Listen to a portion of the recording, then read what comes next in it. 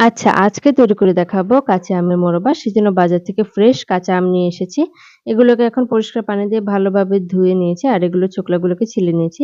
এগুলোকে এরকম আধা-আধি ভাবে কেটে নিয়েছি আর এই অর্ধেক অংশটা এরকম কাঁটা চামচের সাহায্যে ভালোভাবে কেচে নিতে হবে।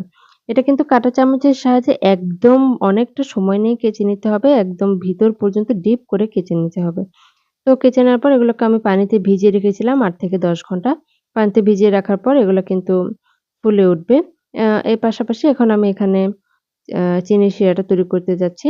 এখানে একটা প্যান দিয়ে বেশি পরিমাণে চিনি দিয়ে, পানি দিয়ে এটা একটা শিরা তৈরি করে নিচ্ছি। এখানে আমি সামান্য পরিমাণে এলাচ ও দারচিনিও ব্যবহার করেছি। তো শিরাটা মোটামুটি জাল হয়ে আসলে সেখানে সেই পানিতে ভিজিয়ে রাখা আমের টুকরোগুলোকে দিয়ে দিব। এগুলোকে কিন্তু আমি ভালোভাবে হাত দিয়ে চিপড়ে নিয়েছিলাম।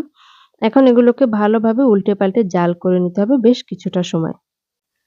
জাল করে নেওয়ার ফলে যখন এগুলোর কালারটা একটু চেঞ্জ হয়ে আসবে সেই মুহূর্তে বুঝতে হবে এগুলো হয়ে গিয়েছে আর শিরাটাও টেনে যাবে।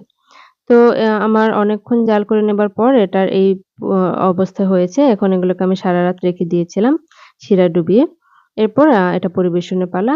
আর আপনারা কাঁচের জারে চাইলে এটি সংরক্ষণ করতে পারেন। সেক্ষেত্রে কিন্তু শিরায় ডুবিয়ে এটিকে রাখতে হবে। আপনারা চাইলে বছর জুড়ে এটি সংরক্ষণ করতে পারেন। কেমন লাগলো আমার আজকের রেসিপি অবশ্যই জানাবেন।